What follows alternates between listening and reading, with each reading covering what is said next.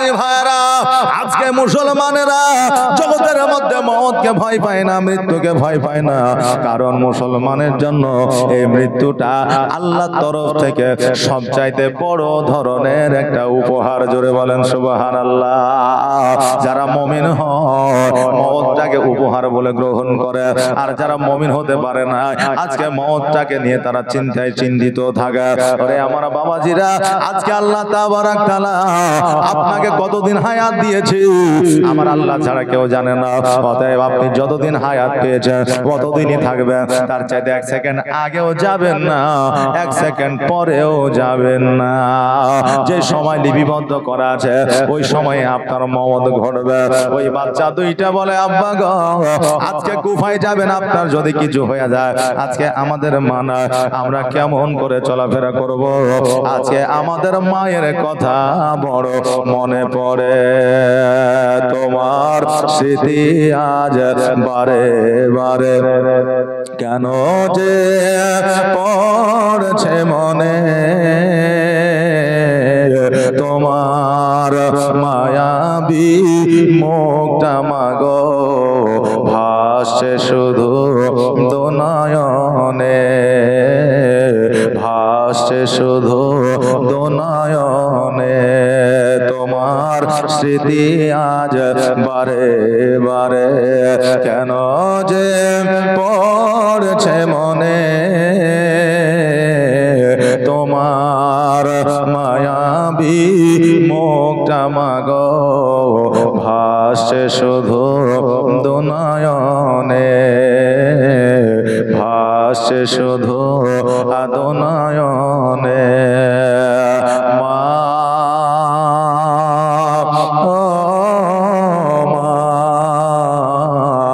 ফিরে কি আর আসবে না,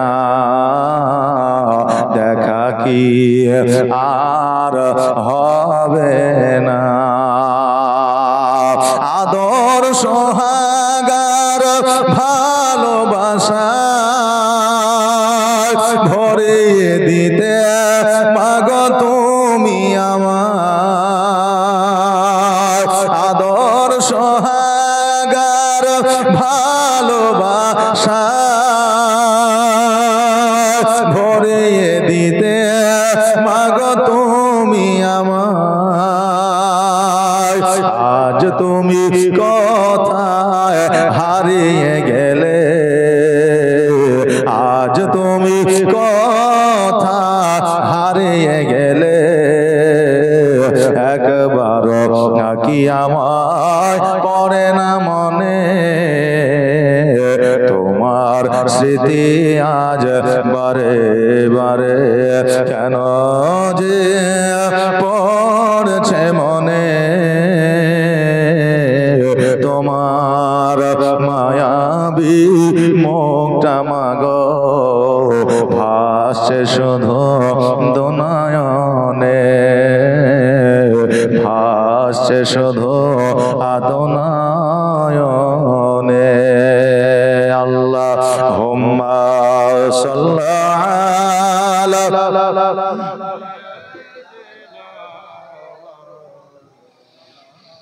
মুহাম্মাদ ওয়া আলা আলি সাইয়্যিদিনা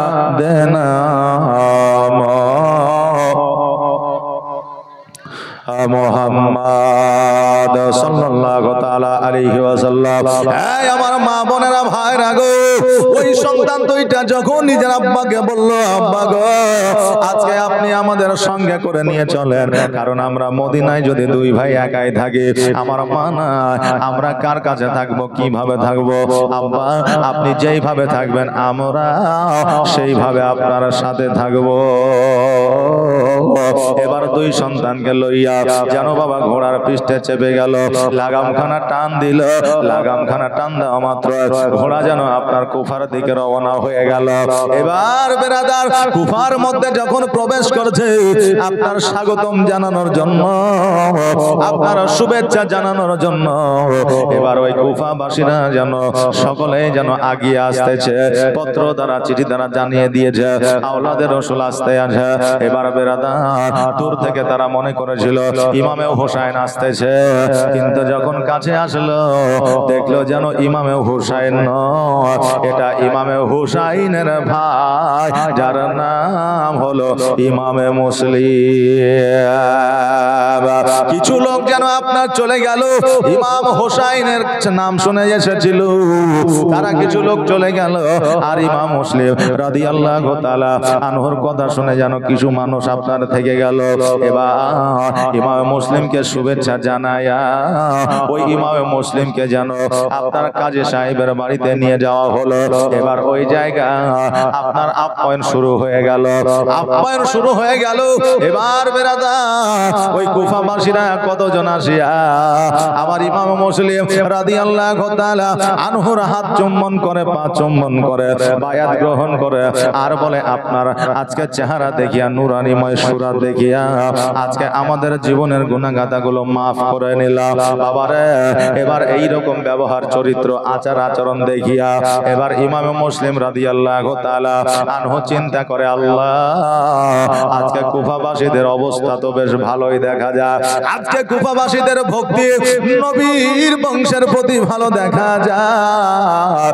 অতএব ইমাম হোসাইন রাদিয়াল্লাহু তাআলা আনহুকে যেন বাবা আপনার ডাকা যায়, কারণ ইমাম হোসাইন আজকে এই জায়গাতে যদি না আসে, আজকে এরা এত ভালোবাসেন নবীর আওলাদকে, তারা কিয়ামতের দিন তারা দ্বন্দ্বায়মান হবে, কিয়ামতের দিন তারা নালিশ জানাইবে। এই জন্য ইমাম মুসলিম রাদিয়াল্লাহু তাআলা আনহু একখানা চিঠি লিখে দিয়েছে। সেই আমলে গভর্নর ছিল ইবনে জিয়াদ, যাকে ইয়াজিদ বলে। আজকে ওই পত্র, ওই চিঠি যখন আপনার বার হয়ে গেছে, ওই ইবনে জিয়াদ বুঝতে পেরেছে, জানতে পেরেছে, চিঠি তো দিয়ে দিয়েছে, আজকে এই চিঠি মদিনায় পৌঁছে গেলে ইমাম হোসাইন অবশ্যই অবশ্যই এই কুফাতে আসবে। এবার চিঠি যখন ছেড়ে দিয়েছে, পত্র যখন ছেড়ে দিয়েছে, ইবনে জিয়াদ জানতে পেরেছে, আর জানতে পারার পরে এবার বাবা এলান করে দিয়েছে যে ইমামে মুসলিমকে যারা বাড়িতে রাখবে, ইমামে মুসলিমকে যারা আশ্রয় দিবে, ইমামে মুসলিমকে যারা খাওয়াবে, আজকে তাদের বাড়ি ঘর জ্বালায়া দেওয়া হবে, আজকে তাদের বাড়ি ঘর জ্বালায়া দেওয়া হবে। এই কথাটা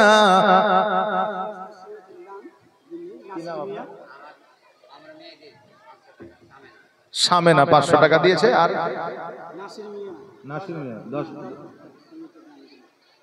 নাসির মিয়া 10 বস্তা সিমেন্ট দিয়েছে। সুবহানাল্লাহ, জাযাকাল্লাহ, নারে তাকবীর, নারে রিসালাত, সুবহানাল্লাহ সুবহানাল্লাহ। যে নিয়তে দান করেছে আল্লাহ যেন দানকে কবুল করে, সকলে বলে আমিন সুম্মা আমিন। জাযাকাল্লাহ, মাশাআল্লাহ, বারাকাল্লাহ। দরুদ পড়েন আল্লাহুম্মা। শায়রা, আচ্ছা, আপনার নাম কাসিম? সুবহানাল্লাহ। দেখেন কাসিমের মেয়ে শায়রা নামে আরো 500 টাকা দান করেছে। সুবহানাল্লাহ, জাযাকাল্লাহ, মাশাআল্লাহ, বারাকাল্লাহ। যে আশায় যে নিয়তে দান করেছে আল্লাহ যেন দানকে কবুল করে, সকলে বলেন আমিন। আরেকবার দরুদ পড়েন আল্লাহুম্মা সাল্লাল্লাহু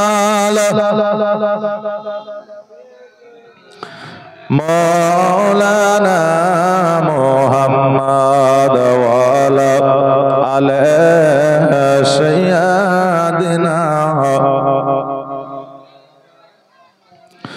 মুহাম্মদ।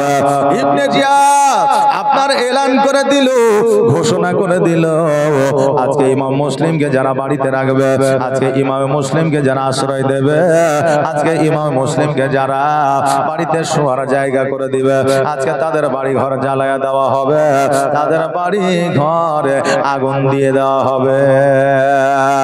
বাবাজি ভাইরা, এবার আমার ইমাম মুসলিমকে যেন আপনার খোঁজাখুঁজি শুরু করে দিল।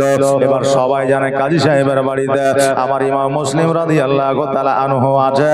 এবার জানতে পেরে যাবে, বুঝতে পেরে যাবে বলে ইমাম মুসলিম রাদিয়াল্লাহু তাআলা আনহু ওইখান থেকে উম্মে হানির ঘরে যেন আপনার সুপাইত আছে। ইবনে জিয়াদের লোকেরা ইমাম মুসলিমকে খোঁজাখুঁজি করতে আরম্ভ করে দিয়েছে, কিন্তু ইমাম মুসলিমকে যেন খুঁজে পাওয়া যায় না। কোথায় গেল ইমাম মুসলিমের খবর পাওয়া যায় না।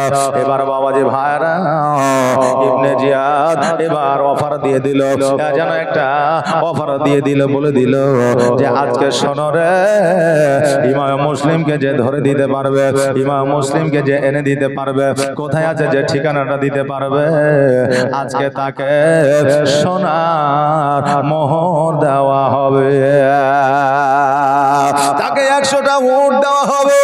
এই খবরে এলান যখন করে দেওয়া হলো, এবার সবাই যেন সৈন্যরা খোঁজাখুঁজি আরম্ভ করে দিল, কিন্তু বাবা ইমাম মুসলিম রাদিয়াল্লাহু তাআলা আনহুকে যেন খুঁজে পাওয়া যায় না। এইভাবে যেন বাবা দিনগুলো অতিবাহিত হতে লাগলো। এবার একজন আপনার এজিদের কাছে আসিয়া বলল, আপনি কি ইমাম মুসলিমকে খুঁজছেন? বলে হ্যাঁ। বলে খুঁজে পেয়েছেন? বলে না, পাইনি। বলে আমাকে যদি 50টা মোহর দেন আমি খুঁজে নিয়ে এসে দেব। বলে পারবে তো? বলে অবশ্যই পারবো। বলে 50টা মোহর অগ্রিম দিতে হবে। বলে তোমাকে অগ্রিম দিয়ে দিব, ইমাম মুসলিমকে যদি এনে দিতে না পারো? বলে অবশ্যই এনে দেব। আপনার ইবনে জিয়াদ ইয়াজিদ বলল, শোনো, আজকে তোমাকে 50টা মোহর আমি অগ্রিম দেব, এটা ঠিকই, কিন্তু ইমামে মুসলিমকে যদি না নিয়ে আসতে পারো, ইমাম মুসলিমের যদি খবর না দিতে পারো, তোমার গর্দানটা আলাদা করে দিব।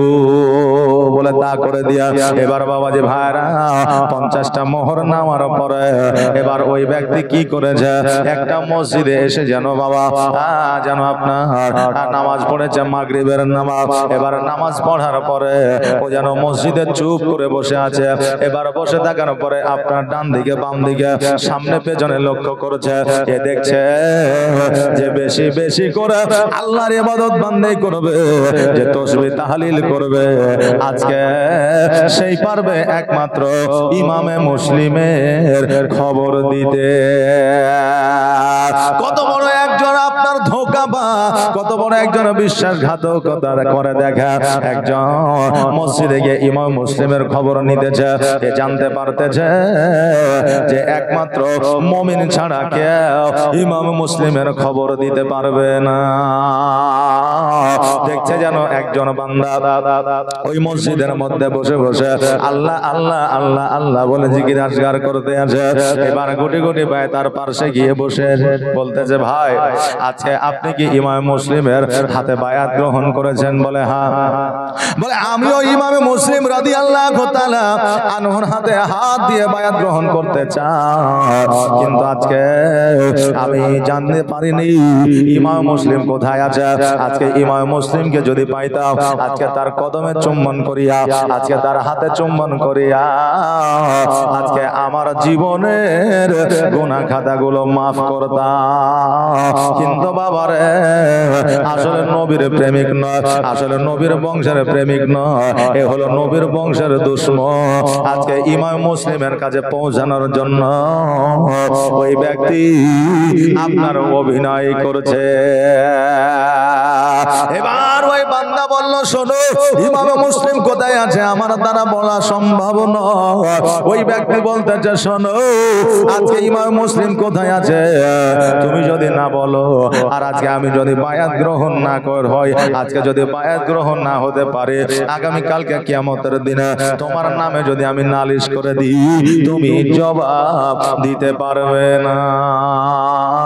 ওই ব্যক্তি বলল, শোনো রে, আজকে ইমাম মুসলিম কোথায় আছে আমি বলে দিতে পারি, কিন্তু শোনো, আজকে তুমি এই কথা এই খবর কাউকে বলবা না।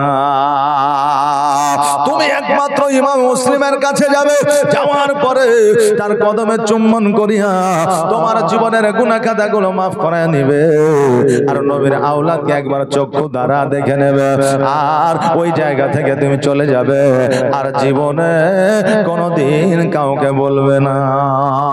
বলে ঠিক আছে। এবার বাবাজি ভাইরা বলে কোথায় আছে একবার বলো। বলে ইমাম মুসলিম রাদিয়াল্লাহু তাআলা আনহু উনি এখন উম্মে হানির বাসায় রয়েছে। ওই রাত্রি বেলা গুটি গুটি পায়ে উম্মে হানির বাড়িতে যেন বাবা হাজির হয়ে গেছে। এবার হাজির হয়ে যাওয়ার পরে দরওয়াজায় যেন আপনার আওয়াজ দিতেছে। উম্মে হানি বলতেছে এত রাত্রে কে গো? বলে আমি হলাম নবী প্রেমিক, নবীর আশিক, আমি হলাম আওলাদের রাসূলের প্রেমিক। আজকে ইমাম মুসলিমের খোঁজে এসেছি। বলে এই বাড়িতে তো ইমাম মুসলিম আছে। উম্মে হানি চিন্তা করে হায় রে, আজকে আমার বাড়িতে ইমাম মুসলিম আছে, এই বান্দা জানলো কি করে? আর জেনেছে বলে আজকে ডাইরেক্ট এসে ইমাম মুসলিমের কথা বলছে।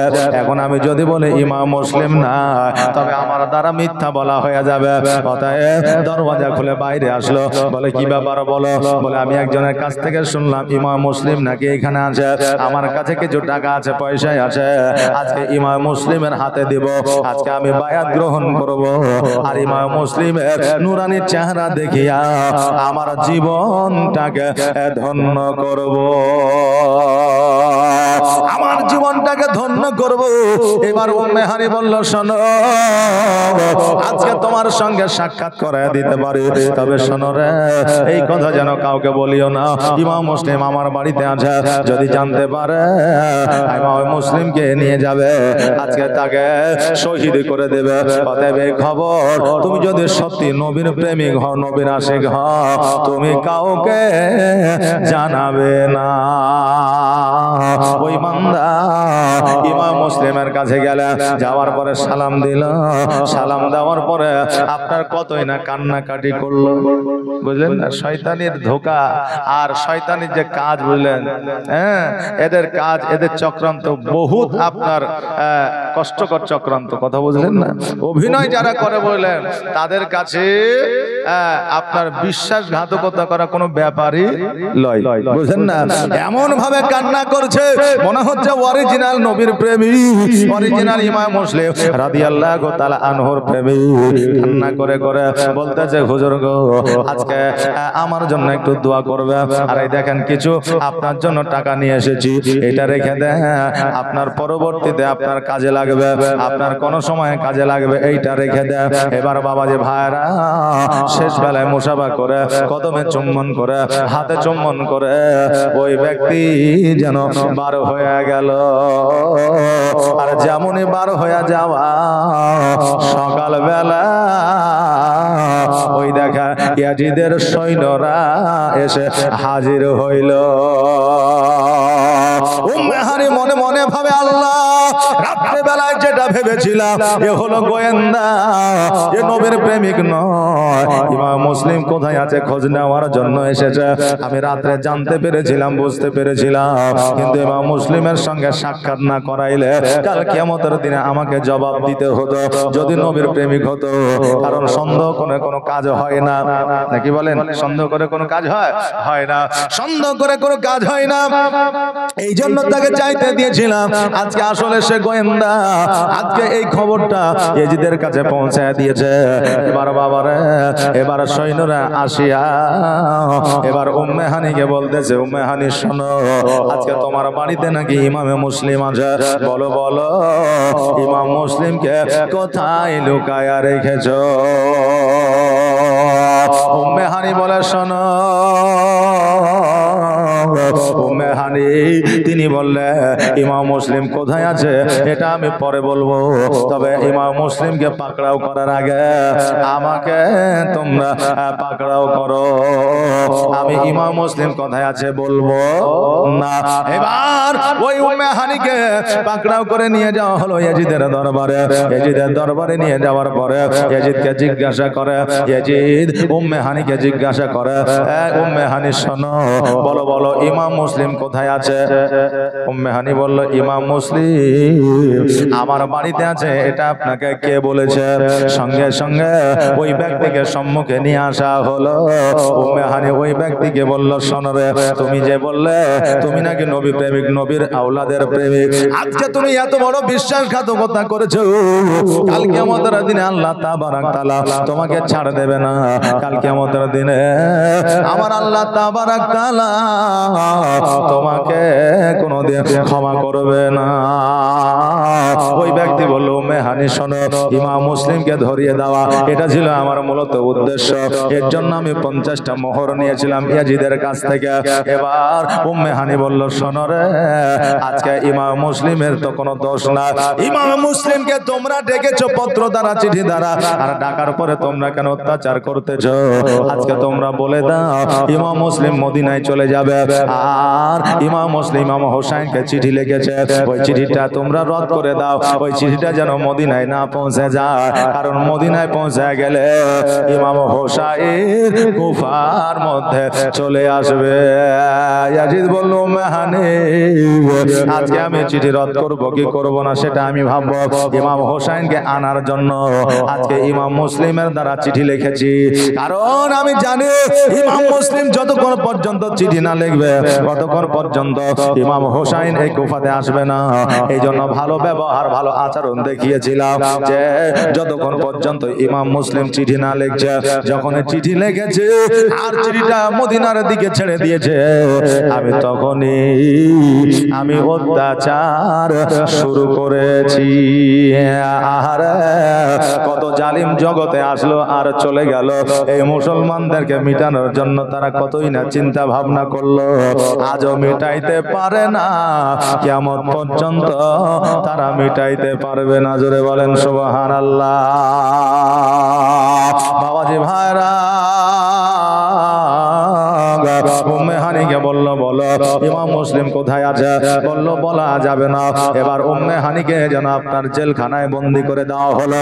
ওই কুফাতে যত মুসলমান ছিল, উম্মে হানিকে জেলখানায় বন্দী করে দেওয়ার কারণে আজকে তারা একটা আন্দোলন সৃষ্টি করলো, আন্দোলন করলো, ইয়াজিদ জবাব দাও, উম্মে হানিকে কেন শহীদ করা হলো, উম্মে হানিকে কেন কতল করা হলো? এইভাবে আন্দোলন শুরু হয়ে গেল। তারা ভেবেছিল উম্মে হানিকে হয়তো শহীদ করে দিয়েছে। এবার বাবারে, ইয়াজিদ বলল, আজকে উম্মে হানিকে শহীদ করা হয় না, জেলখানা থেকে বাহির করে ছাদের উপর থেকে যেন দেখে দেওয়া হলো মুসলমান তারা উম্মে হানির জন্য আন্দোলন করলো, এটা ঠিকই, তাকে জিন্দা দেখে জেলখানা থেকে আর ছুটায় নিয়ে আসলো না। তাই সে জিন্দা আছে বলে তারা আন্দোলন বন্ধ করে নিজের বাড়িতে চলে গেল। আর উম্মে হানিকে জেলখানার মধ্যে বাবা বন্দী করে রাখলো। এইদিকে ইমামে মুসলিম রাদিয়াল্লাহু তাআলা আনহু উনি চিন্তা করে, আল্লাহ, আজকে ওই ইয়াজিদ পাপী আজকে উম্মে হানিকে ধরে নিয়ে গেছে, আগামী কালকে আমাকেও সে পাকড়াও করবে। এই জায়গায় থাকলে হয়তো জানতে পারবে, তবে আমি এই চার দেওয়ালের মধ্যে আর বন্দী থাকতে চাই না।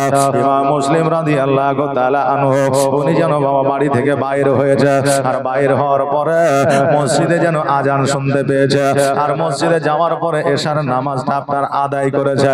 এশার নামাজ আদায় করার পরে উনি চিন্তা করে কোথায় যাব, কোথায় যাব। এইদিকে ইয়াজিদের লোকজনেরা এলান করে দিয়েছে, ইয়াজিদ বলে দিয়েছে ইমাম মুসলিমকে যারা জায়গা দিবে, ইমাম মুসলিমকে যারা থাকার জায়গা দেবে, আজকে তাদেরকে জেলখানায় বন্দী করে দেওয়া হবে, আর তাদের ঘর বাড়ি জ্বালায়া দেওয়া হবে। সবাই যেন বাবা ঘর বন্দী করে দিয়েছে, দরওয়াজা লাগিয়ে দিয়েছে, ইমাম মুসলিম যেন বাড়িতে আসতে না পারে, ইমাম মুসলিম যেন বাড়িতে প্রবেশ করতে না পারে। এই জন্য সবাই যেন আপনার গেট লাগিয়ে দিয়েছে। ইমাম মুসলিম রাদিয়াল্লাহু তাআলা আনহু এবার বাবা মসজিদ থেকে বার হইয়া গুটি গুটি পায়ে আপনার বাড়ি ঘরের দিকে তাকিয়ে দেখছে যেন কারো একখানা দরওয়াজা যেন খোলা না। ইমাম মুসলিম রাদিয়াল্লাহু তাআলা আনহু বলতেছে, আরে কুফাবাসীরা, আজকে আমি ইমাম মুসলিম রাদিয়াল্লাহু তাআলা আনহু আজকে তোমাদের কাছে প্রাণের ভিক্ষা চাই না, আজকে তোমাদের কাছে আমি জানের ভিক্ষা চাই না, আজকে আমি মওতকে ভয় পাই না, তবে দরওয়াজা তোমরা বন্ধ করেছো। আমার একটা কথাই একবার শোনো রে, আজকে আমার দুইটা সন্তান আজকে কুফার মধ্যে আছে, তোমরা যদি পারো আমার দুইটা সন্তানকে একবার মদিনায় তোমরা পৌঁছে দিও, আর আমার দুইটা সন্তানকে যদি মদিনায় পৌঁছাতে না পারো, একবার আমার ভাই হুসাইনকে একবার খবরটা দিয়ে দিও যে আমি ইমামে মুসলিম কুফার মধ্যে ভালো না, আর কুফার অবস্থাটা ভালো না। একবার তোমরা এই কথাটা মদিনাতে পৌঁছায় দিও, কেউ যেন কর্ণপাত করে না, কেউ যেন শুনতে পায় না। ইমাম মুসলিম রাদিয়াল্লাহু তাআলা আনহু লুকাইতে ছুপাইতে ভাবে যেন বাবা ওই কুফার মধ্যে যেন চলাফেরা করে সারা রাত, যাকে কোনো জায়গায় আলো দেখতে পাওয়া যায় না, কোনো বাড়ির যেন দরওয়াজা খোলা না। ইমাম মুসলিম রাদিয়াল্লাহু তাআলা আনহুকে যেন বড় পিপাসা লেগেছে, পিপাসার জন্য এক গ্লাস পানি যে পান করবে এই রকম কোন জায়গা পাওয়া যায় না। ইমামে মুসলিম রাদিয়াল্লাহু তাআলা আনহু পানির জন্য যেন আপনার দাঁড়ে দাঁড়ে যেন ঘুরতে আছে, কে আছে গো এক গ্লাস পানি যদি আমাকে দাও, একটু পানিটা পান করে আমার কলিজাটা শীতল করব, আমার পিপাসাটা একবার মিটাইব, কে আছো একটু পানি দাও, পানি দাও। কেউ যেন দরওয়াজা খোলে না, কেউ যেন বার হয়ে আসে না। ইমাম মুসলিম রাদিয়াল্লাহু তাআলা আনহু উনি যেন বাবা সারা কুফায় যেন ঘোরাঘুরি করছে। মধ্যরাতে হঠাৎ করে দেখছে যেন একটা দরওয়াজার সম্মুখে লাইট লইয়া যেন আপনার একজন বসে আছে চুপটি করে। তখনকার আমলে এত সুন্দর লাইট ছিল না, তখনকার আমলে লন্ডন ছিল, হালকা আপনার একটা বাতি ছিল। ওই বাতিটা দেখার পরে ইমাম মুসলিম রাদিয়াল্লাহু তাআলা আনহু যেন গুটি গুটি পায়ে ওই দিকে যেন আগিয়ে গেল। যাওয়ার পরে দেখতেছে যেন ওই দরওয়াজার সম্মুখে আর কেউ নয়, একজন মহিলা যেন বসে আছে। ইমাম মুসলিম ওই মহিলাকে বলতেছে, মা গো আজকে ইয়াজিদের ভয়ে সবাই দরওয়াজা বন্ধ করে বসে আছে, কেউ ইমাম মুসলিমের জন্য দরওয়াজা খোলে না, আর আজকে এত রাত্রে তুমি দরওয়াজা খুলে বসে আছো, কারণটা কি? ওই মহিলা বলতেছে, শোনো গো আমার একটা পুত্র সন্তান আছে যার নাম হলো বেলাল, আজকে ইয়াজিদের দরবারে সে কাজকর্ম করে, এখনো পর্যন্ত আমার সন্তান আমার বাড়িতে আসে না। এমন কোন মা আছে সন্তান যদি বাড়িতে না আসে ওই মা ঘুমাইবে, ওই মায়ের দুই চোখের পাতা বন্ধ হইবে, মনে সান্ত্বনা লইয়া ঘুমাবে। এইরকম মা জগতে কে আছে বলো? অতএব আমার সন্তানের জন্য আমি বসে আছি। ইমাম মুসলিম রাদিয়াল্লাহু তাআলা আনহু বলে, মা আমি আপনাকে একটা কথা বলতে চাই, আপনি কি একটু শুনবেন? বলে কি? বলে মা গো আমাকে বড় পিপাসা লেগেছে, আমার পিপাসা কলিজাটা শুকিয়ে গেছে, পিপাসায় কাতর হয়ে আছে, আমাকে কি এক গ্লাস পানি দিতে পারবে? ওই মা জননী বলল, কেন পারবো না। ঘরের মধ্যে গেল, এক গ্লাস পানি নিয়ে আসলো, আর পানিটা যখন ইমাম মুসলিমকে দেওয়া হলো, ইমাম মুসলিম বলল, ও মা জননী শোনো, আজকে আমাকে কুফায় কেউ পানি দিল না, আজকে কুফাবাসীরা এত করে ডাকলাম কেউ কর্ণপাত করলো না, আজকে নবীর আওলাদের কথায় কেউ যেন কান দিল না। এ মা বলো বলো, আজকে এত রাত্রিতে তুমি যখন আমাকে পানি দিছ, আজকে তোমার নামখানা একবার বলো। বলে আমার নাম নিয়ে কি হবে বলো? বলে শোনো গো আজকে যার ভয়ে সবাই দরওয়াজা বন্ধ করে বসে আছে, আজকে যার ভয়ে কেউ চালা করে না, কিন্তু সবাই চেতন আছে, ঘুম যায়নি, জাগ্রত আছে, আজকে যার ভয়ে তারা ঘর থেকে বাহির হয় না, আজকে সেই লোকটাই হলাম আমি, আমি হলাম ইমামে মুসলিম। জোরে বলেন সুবহানাল্লাহ। হে মা জননী শোনো, আজকে নামখানা এই জন্য জানতে চাই, আজকে আপনি আমাকে পানি পান করাইলে কাল কিয়ামতের দিনে আমি আপনাকে সঙ্গে নিয়ে জান্নাতে যাইতে চাই। জোরে বলে সুবহানাল্লাহ। আর নবীর প্রেমিক যারা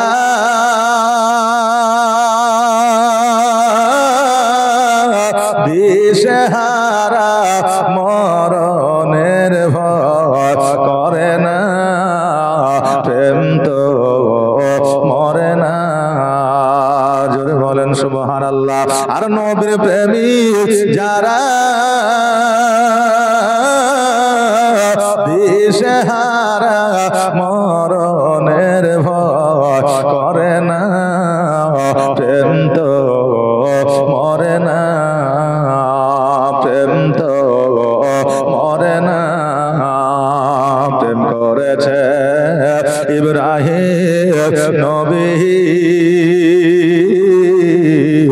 নমরুদের আগুনে ফেলিয়া ওগো আগুন হইল